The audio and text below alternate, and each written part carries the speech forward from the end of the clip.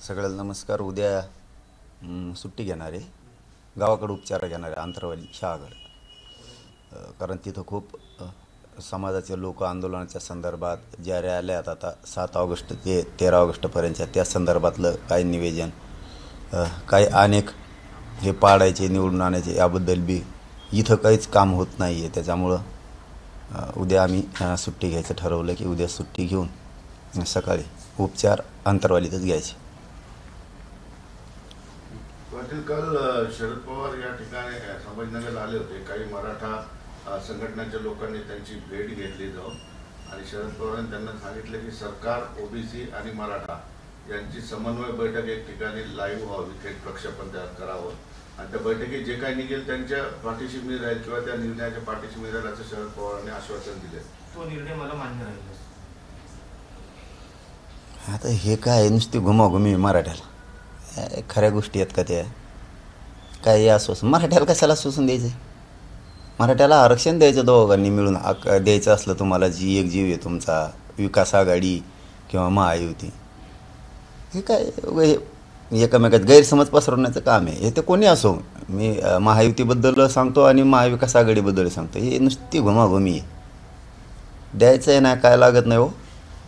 द्यायचं असल्यावर काही लागत नाही. आत्ता दिलं, सर्वे समिती नसताना केंद्रीय मागासवर्ग आयोगाकडे काही बऱ्याचशा शिफारशी गेल्यात. मनात असल्यावर काही करता येतं. मराठ्यांना द्यायचं आहे का नाही हे ठरवायचं. उगाच काहीतरी सांगायचं आणि दिशाभूल करायची, हे बरोबर नाही. त्यासाठी लाईव्ह चर्चेबद्दल तुमचं काय मत आहे? लाईव्ह नाही, त्यांनी पार डोंगरावर दगडावर बसव एका जाऊन आणि सुरू करावं मोठ्या मोठ्या आरडून.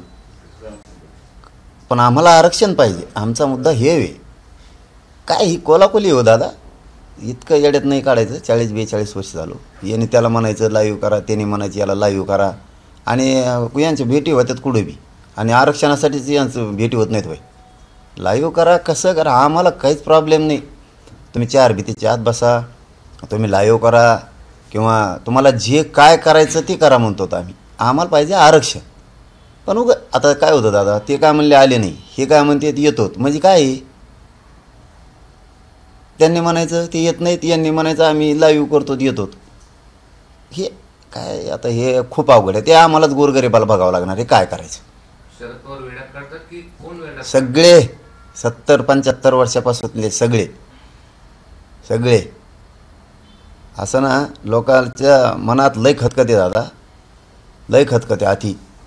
हे समजून घ्या ना. समाजात लय खतखते. मराठाच नाही म्हणत मी, सगळ्याच जाती धर्माच्या लोकात लय खतखते. दिसतं वेगळंच आणि रूप वेगळंच.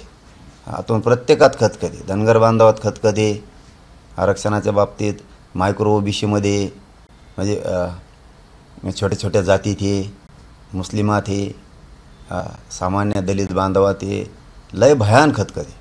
यांना नाही कळायचं, जाऊ द्या, आम्हाला काय घेणं नाही. त्यांना कळू नाही तर नाही कळू. फक्त आमचं मात्र एवढंच रूल आहे की तुम्ही मराठ्यांना लागणारं आरक्षण किंवा बाकीच्या समाजाला लागणारं आरक्षण देणं गरजेचं होतं. आता लोकांना सहज कळतंय, सहज म्हणतोय मी, सहज कळतंय आपल्याला कोण उल्लू बनायला लागलं. सहज कळतं लोकांना, विरोधक आणि सत्ताधारी कसे उल्लू बनतात जनतेला. हे सहज कळतं माणसाला, सहज. पहिल्यांदा होतं बाबा थोडंसं अशिक्षितपणा होता, आणि आमचे आजोबा पंजोबा होते. आता 5-5 वर्षाचे लेकरं हुशार झाले. लगेच कळतंय कोण कोणच्या या बॉर्डर कसा थोका आणते. पाटील, शरद पवार हे म्हणजे धनगर आरक्षणाच्या विरोधी म्हणजे सपोर्ट भूमिका घेतात, पण मराठा आरक्षणाच्या सपोर्ट का भूमिका घेत नाहीत, काय वाटतं याबद्दल? मी आत्ताच सांगितलं, हे कोणाचेच नाहीत. गोरगरिबाला न्याय द्यायचा असला तर एकत्र येणे एवढी संधी आहे, आणि आपण आपल्या जातीला न्याय मिळवून घेणे.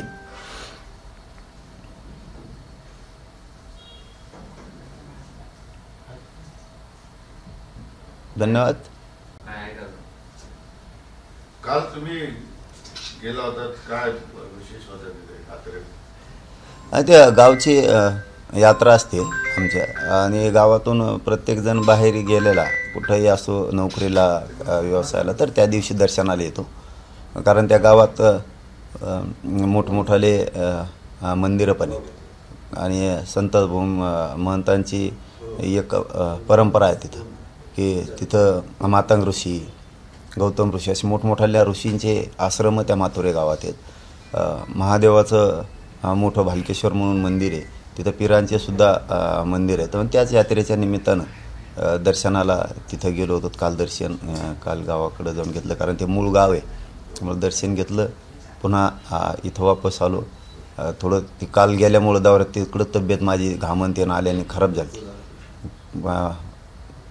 परंतु आता कामं पुढचे लई करायचे आहेत, म्हणून काल आणि आज उपचार घेतला. उद्याच्याला सकाळी पुन्हा सुट्टी घ्यायची आणि आंतरवालीत जायचं. आंतरवालीत किंवा शहागडला उपचार घेत राहायचं.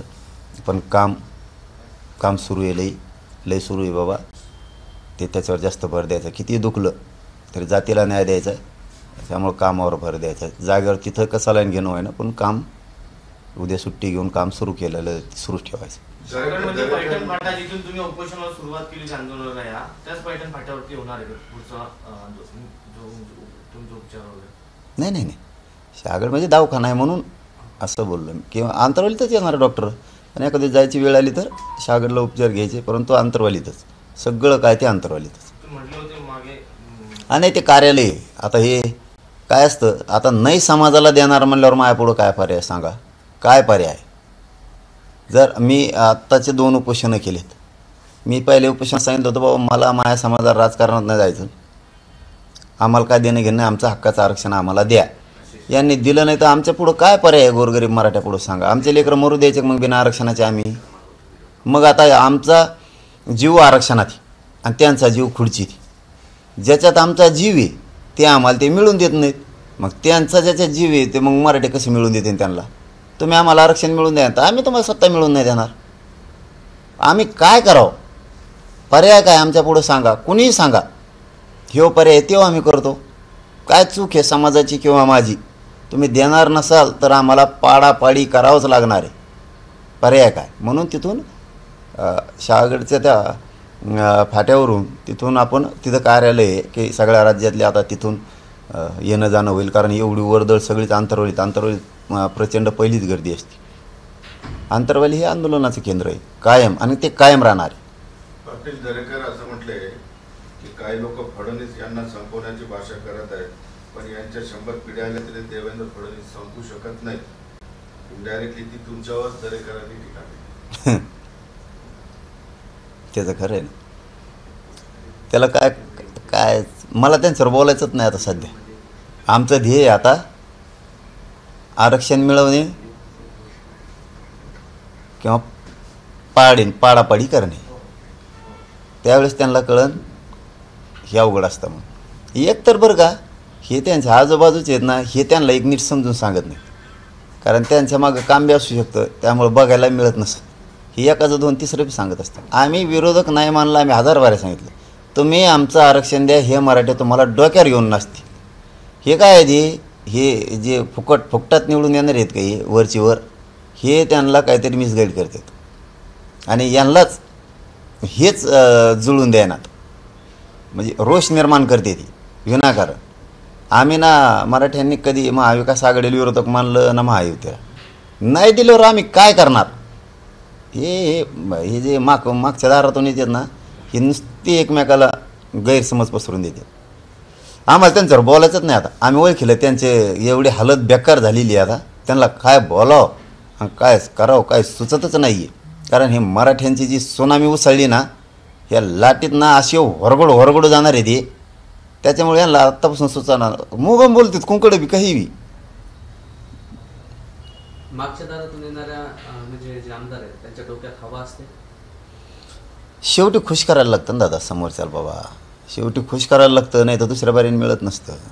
शेवटी एखाद्या दुकानदाराकडे गेल्यावर सुरुवातीला गोडच बोलायला लागतं. दुसऱ्या बारीने उधारी घ्यायची असली तर दुकानदारात एखादं गेल्यावर ते बरोबर त्यांना माहिती आहे उधार केव्हा मागायचं, का करायचं, खुश कसं करायचं समोरच्याला. लायचं आभरी माणसं असते ती. आणि हेच मूळ मालकाचा कार्यक्रम लावतात. हेच असं बरंच पक्षात घडलेलं आहे. हे मागून येणाऱ्यांनीच पक्षाच्या मूळ लोकांना बऱ्याच वेळेस संपवलेलं आहे. प्रकाश आंबेडकर असं म्हणले की कोणताच मराठा नेता म्हणून जरांगेंना समजून सांगायला तयार नाही. मराठा समाजात विरोधात जाऊ नये म्हणून प्रत्येकजण मराठा समाजाची बाजू घेत आहे.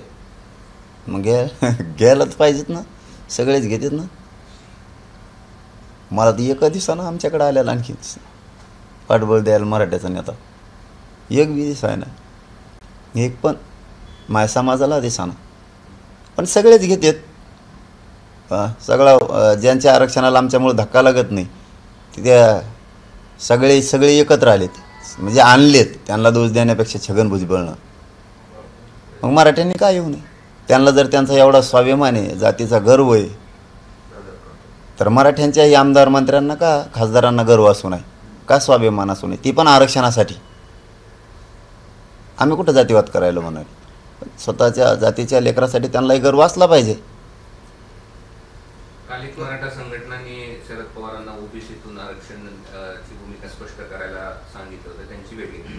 आज आणखीन एक संघटना जाऊन शरद पवारांकडे तीच आता मागणी करते. ते बाकीचं जे माहीत नाही त्याच्याबद्दल काय बोला. त्याला तुमचा पाठिंबा आहे की काय आहे या ज्या संघटना जात आहेत? आता इथं सगळं ओपन आहे ना, पाठिंबा समर्थन असणं नसण्याचं काही गरजच नाही ना. काय कोणाला पाहिजे, समाजाला किंवा कोणत्या नेत्याला काही विचारायचं असेल तर लाईव्ह आहे मीडिया पुढं रोज. कोणत्या नेत्याला माहिती पाहिजे असतं तर मीडियाच्या बांधवांकडून ऐकतं नुसतं ओपन कर म्हणा, तुला पहिल्या दिवसापासून आंदोलनापासून आजपोत सगळं दिसेल. काय विचारायची गरज आहे कोणाचं काय झालं, कोणाचं काय नाही झालं? हे राजकीय लोकांचे डाव आहेत, बस एवढंच माझं म्हणणं आहे. हे फक्त आणि फक्त राजकीय लोकांचे डाव आहेत. ह्या राजकीय लोकांना माझा मराठा एक झालेला पचनी पडत नाही. थोडं सविस्तर सांगा, काय राजकीय डाव आहे? काय असतं, एवढा मोठा समाज एकत्र आला, कधी न मिळणाऱ्या गोष्टी मिळायला लागल्यात, कधी न मिळणाऱ्या. मग आम्हाला का यांच्यात कसं काय करता येईल, आता आपण काय केलं पाहिजे. मग माहिती असलं तरी म्हणायचं आम्हाला माहिती नाही, असं म्हणजे नेत्यांनी म्हणायचं आम्हाला हे माहीत नाही, ते सांगा कसं आहे, किंवा याबद्दल काय चर्चा झाली ती माहीत नाही. चर्चाच लाईव्ह येईन, चर्चाच सगळे लाईव्ह आहे. ज्या नेत्याला बघायचं त्याने लाईव्ह बघ, काय मागण्यात काय ठरलंय, सरकारचं नामचं काय ठरलंय ते बी लाईव्हच बघ, ते बी लाईव्हच बघ. काय सरकारने आम्हाला आश्वासन दिलं ते लाईव्हचे, आम्ही त्यांना कशासाठी हा म्हणलो ते लाईव्ह आहे, आम्ही त्यांना कशासाठी नाही म्हणलो हे पण लाईव्ह आहे. समाजासाठी सुद्धा एक समाजात जर कोणाला काही गैरसमज असला समाजात बी आम्हाला हे माहीत नाही तर सगळं लाईव्ह आहे. जर एखाद्या समाजाला वाटलं असेल का आम्ही नेत्याला विचारतो, कोणत्या बी म्हणतो आम्ही ह्याच आजच्या ह्याच्यावर उत्तर नाही देत मी, की आम्हाला माहीत नाही तर मीडियाला लाईव्ह आहे. हा नाही, मीडियाच्या बांधवाच्या समोर सगळं ठरलेलं आहे. त्यामुळे कोणचा समाजातला माणूस म्हणू शकत नाही की आम्हाला ही गोष्ट माहीत नाही, कारण सगळी ओपन आहे. प्रश्न असा आहे, सरळ आहे की काल एक संघटना गेली होती, आता एक संघटना पोहोचली आणि एकच मागणी आहे की तुमची भूमिका स्पष्ट करा. अशा वेगवेगळ्या संघटना ज्या जात आहेत त्याला तुमचा पाठिंबा आहे का, यात काही तुम्हाला वेगळं काही दिसतंय असं मला विचारायचं? नाही, मी सांगितलं ना तुम्हाला आत्ताच की ज्याला जी माहिती पाहिजे, राजकीय नेता असो किंवा समाज, त्याला ओपन माहिती. मला एवढं माहिती. राजकारण करतायत की खरोखरच हेतू त्यांचा शुद्ध आहे पवारांच्या भेटीच्या मागे? ते तर आता मी कसं सांगू शकल, मला कसं सांगता येईल ते काय आहे. पण मी एवढं सांगू शकेल, समाजाला जर काय माहिती पाहिजे असली तर लाईव्ह मीडियाच्या माध्यमातून 11 महिने होते, उद्या 29 तारखेला लाईव्ह आहे. आणि सरकारमधल्या किंवा विरोधी पक्षातल्या कोणाला नेत्याला कोणाला जर माहिती पाहिजे असली, तुमची चर्चा काय झाली, काय आश्वासनं ठरलेत, काय शब्द एकमेकाला दिलेत, तर ते लाईव्ह आहेत. मी किंवा माझ्या समाजानं काय सरकारकडे मागणी केली ही लाईव्ह आहे. कशात हा म्हणलो आम्ही, कशात नाही म्हणलो लाईव्ह आहे. सरकार आम्हाला कशात हा म्हणलंय, कशात नाही म्हणलंय हे लाईव्ह आहे. म्हणजे आठवणीत आणतो बाबा, आता सांगतो माहीतच नाही, थांबा ध्यानात आणतो, कोण कोण होते मध्यस्थी, हे म्हणायची गरज नाही. लई खरंच सांगतो मी, मी खऱ्यानेच नशिबाने की मी बोलताना इमानदारीनं मीडियाच्या बांधवांच्या समोर सगळं बोललो, काही मागं पुढं ठुलं नाही. म्हणून आज क्लिअर चित्र आहे, स्पष्ट. एखादा जर माणूस म्हणला, समजा समाजाचा म्हणला किंवा नेता म्हणला आम्हाला काय माहीतच नाही, बघ टी व्हीवर जाऊन लाईव्ह काढून, म्हणजे वळवळ करायला जागाच नाही आहे, वळवळ करायला जागाच नाही. कारण शरद पवार जेव्हा मराठा संघटना भेटल्या त्यांनी पुन्हा एक चेंडू जो मुख्यमंत्र्यांकडे व्हावा किंवा त्यांनी जो निर्णय घेतील तो तुम्हाला मान्य नाही, पण स्वतःची भूमिका स्पष्ट त्यांनी केलेली नाही. तुम्हाला वाटतं की त्यांनी भूमिका स्पष्ट करावी? किमान जो समाजाकडून येतात तेव्हा तुम्ही ज्या 2 संघटना केल्या म्हणजे काल आणि आज या मागणी करताय की तुमची भूमिका, त्यामुळे तुम्हाला वाटतं की त्यांनी भूमिका स्पष्ट करावी? मी सांगितलं का नाही, ते चाल बरोबर तिथंच. हे लोक फक्त गैरसमज पसरवणार, सत्ताधारी असो विरोधक असो, कोणची जात असू द्या, मराठीचा असू द्या त्यात गैरसमज पसरवणार, धनगर बांधव असू द्या त्यांच्यात गैरसमज दोघात पसरवणार, कोणची जात असू द्या, मुस्लिम दलित जातीत पसरून टाकणारे गैरसमज यांचं कामच असतं ते. आणि त्यातच यशस्वी होते व्हायत का असं बघत असते ते. आपल्याला नाही ना म्याने झोत कुणी नाही ना फुटत बघा रे असं होतंय का? पण ज्याला कोणाला माहिती पाहिजे त्याला लाईव्ह चर्चा आहे ना रोज. सरकारला कोणाला काय माहिती पाहिजे, विरोधी पक्षाला काय पाहिजे, तर 11 महिन्यापासून लाईव्ह आहे मीडियाच्या माध्यमातून. बघ सरकार आम्हाला काय म्हणलं आहे, आम्ही त्याला काय म्हणलो, विचारतो कशाला, मला काही माहीत नाही किंवा मला येऊन सांगा. आता आम्ही काय ते हमाल्या करायच्या, येऊन सांगायचं, मी सांगायचं हमाल्या करायच्या, किंवा माझ्या समाजाने हमाल करत बसायचे नेत्याचे का हो? माझ्या समाजानं आता काय नेत्याच्या हमाल्या करायच्या? एखादा कसा नेता येईन म्हणून मला काहीच माहीत नाही राव सांगा. म्हणजे माझ्या समाजाने का तुमच्या हमाल्या करायच्या? हां, माझ्या समाजाला काय स्वाभिमान नाही? माझा एक एक माणूस गरीबापासून श्रीमंत माझ्यासाठी मोलाचा. हां, आम्ही काय तुमचे मोकळे नाहीत तुम्हाला माहिती सांगायला सत्ताधाऱ्याला आणि विरोधकाला. कारण तुम्हाला बघायचं तर लाईव्ह बघा सरकारचं आणि आमचं काय ठरलं आहे किंवा काय नाही ठरलं, आम्ही कशात हा म्हणलो नाही म्हणून, हे गैरसमज पसरायचं काम आहे. आणि जर कोणाला काही शंका असली सरकारला किंवा विरोधी पक्षाला, लाईव्ह येऊन बघ. समाजात कोणाला असेल तर आपण लाईव्ह चर्चा केलेली, बंद दाराच्या आड काहीच नाही, सगळं उघडं आहे, ओपन. त्यामुळे शंका कुशंका नाही आहे आणि म्हणून समाजाचा विश्वास आहे. समाजाला वाटतं सगळं ओपन बोललेले आहेत ना, सगळं व्यासपीठावर चर्चा झालेली आहे ना, मग आता बाकीचं काय विचारायचं? म्हणजे ती समाजासाठीचा सगळ्यात मोठा टर्निंग पॉईंट पण आहे, विश्वासाचा पॉईंट पण आहे की समाजाला वाटतं ही चर्चा व्यासपीठावर झालेली. त्यामुळे आपण आता काय कोणाला माहिती द्यायची, आणि द्यायची असेल तर त्याला काय तिथून घेता येणार का? ते नाटक समजू आपण त्यांचं, विरोधीचं आणि सत्ताधाऱ्यांचं हे नाटक हे मराठ्यांसाठी आणि मराठ्यात गैरसमज पसरण्यासाठी ह्या दोघांचं चाललेलं हे नाटक आहे. 100% ठरवून षडयंत्र आहे. काल शरद पवारांना जेव्हा कार्यकर्ते भेटले तेव्हा शरद पवार असे म्हणाले की तुम्हाला काय सरकारनं सांगितले, वचन दिले किंवा हक्केंना काय सांगितले हे सरकारनं स्पष्ट करावं. आणि मग त्याला मी काय करू? आता मी काय सांगू सरकारनं काय करावं काय नाही? इथं फक्त मराठ्यांबद्दलचा विषय, कोणत्या नेत्याला पुन्हा पुन्हा तिथंच येतो आपण, कोणत्या नेत्याला काय माहिती पाहिजे विरोधातल्या आणि सत्ताधाऱ्यातल्या, तर त्यांनी 11 महिन्यापासून लाईव्ह मीडियाच्या माध्यमातून चर्चा झालेली आहे, व्यासपीठावर ती बघावी आणि त्यातून बघावं. समाजात कोणाला जर वाटत असलं ही गोष्ट माहीत नाही तर ती पण लाईव्ह आहे. त्यामुळे गैरसमज असायचं काही कारण नाही. हां, कोणाला जर वाटत असलं ही याच्यात दुरुस्ती करू, येऊन सांगा, दुरुस्ती करू समाजात. जेव्हा शरद पवारांना जाऊन भेटले होते तेव्हा त्यांनी असं सांगितलं होतं, मला निर्णय प्रक्रियेत घेण्यात येत नाहीये आणि मला माहिती नाही सरकारने जरांगे पाटलांना काय काय आश्वासन दिले, त्यामुळे तुम्ही सरकारला विचारा की त्यांनी काय आश्वासन, अशा पद्धतीची त्यांनी मागणी केली त्या भेटीमध्ये. आणि आज पुन्हा त्याच पद्धतीने शरद पवार बोलतायत. याला जोडून कसं बघतात? गैरसमज समाजात षडयंत्र रचून गैरसमज पसरायचा. पण मग आज समाज लय हुशार आहे हो, खरंच सांगतो. मला स्वाभिमान वाटतो असा समाज आहे माझा मराठा समाज, की त्यांना काही सांगायची गरज नाही. कारण त्यांना माहिती आहे जी आमच्याकडून समाजाकडून चर्चा झालेली व्यासपीठावर लाईव्ह झालेली ओपन. हां, त्यामुळे समाज अंधारात मी ठेवलेला नाही. समाजाला माहिती आहे ना अंधारात ठेवून काही ही केलेलं नाही.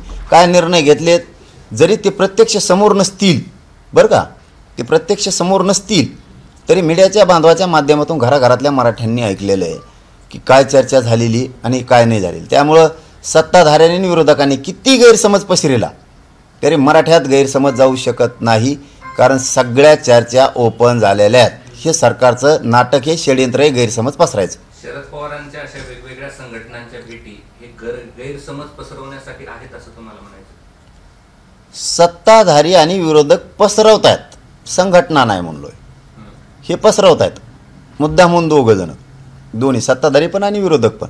माहिती सगळ्या दुनियाला. आता मला सांगा कोणत्या मराठ्यांना माहीत नाही? आमच्या सगळ्यांना माहिती की काय चर्चा झाली ती ओपन झाली. आणि सत्ताधारी आणि विरोधक करत नाहीत हे बी मराठ्याला माहिती. म्हणजे दोन्ही बाजू मराठ्यांना माहिती की सत्ताधारी आणि विरोधक हे आरक्षण मराठ्यांना देत नाहीत आणि मराठ्यांना जर काही आरक्षणाच्या बद्दलच्या चर्चेची माहिती पाहिजे असली तर ती लाईव्ह ओपन झालेली आहे व्यासपीठावरती. म्हणजे इथं दूध का दूध आणि पाणी का पाणी सरळ आहे. इथं आडकाठी नाही, काय नाही, काय नाही, काय नाही. हे सत्ताधारी विचित्र असतात आणि विरोधकसुद्धा विचित्र असतात. पण माझा समाज लय हुशार आहे, हो लय हुशार आहे. समाजाला माहिती आहे लाईव्ह चर्चा झालेली, व्यासपीठावर झालेली. हे गैरसमज पसरायला लागलेत, काय ऐकायचं नाही ह्या नेत्याचं. समाज हुशार आहे. आता शरद पवारांकडे घोषणाबाजी मागणी केली एकच तीच विचारणा काल शरद पवारांनी केली असं झालं. हं? छगन भुजबळांनी जी मागणी शरद पवारांकडे केली होती तीच विचारणा काल शरद पवारांनी केली. हे सगळं चालू पण आहे समाजाला येड्यात काढायसाठी. पण समाज लय हुशार आहे. समाजाला माहिती आहे सगळ्या चर्चा ओपन झालेल्या आहेत. सगळ्या चर्चा ओपन झाल्यात. काय आश्वासनं सरकारनं आम्हाला दिलेत हे मराठ्याला माहिती. हे आमच्यात गैरसमज पसरवित आहेत, पण मराठ्यात कवाच जाहीर सांगतो गैरसमज होणार नाही कधी. आता घोषणाबाजी करतात रामा हॉटेलला शरद पवार नाही, meeting आहे तिथे. जे काय माहीत नाही त्याच्यावर नाही बोलणार. पाटील, चल या आंदोलनाचा फायदा म्हणजे असंच आंदोलन पेटीत ठेवायचं, त्याच्यावर न बोलता त्याचा फायदा घ्यायचा असं शरद पवारांचं आहे. मी कोणालाच नाही म्हणतो, हे दोन्ही सारखेच आहेत. पण माझा समाज हुशारी विरोधीत असला सत्ताधारीत असला यांना गोरगरिबाला मिळू द्यायचं नाही. महाराष्ट्रातल्या सगळ्या जाती धर्माला मिळू द्यायचं नाही. आणि मराठा समाज माझा हुशार आहे. लाईव्ह चर्चा आहेत, त्यांना माहिती आहे व्यासपीठावर चर्चा केलेली. सरकारने किती गैरसमज पसरला तरी एकही माझा मराठा माणसात गैरसमज जाणार नाही. स्वतःच्या जातीच्या आणि मुलाच्या बाजूनं लढणार. आणि आमचा आंदोलनाचा ट्रॅक अगदी बरोबर आहे, राईट. त्यात काही बदल नाही.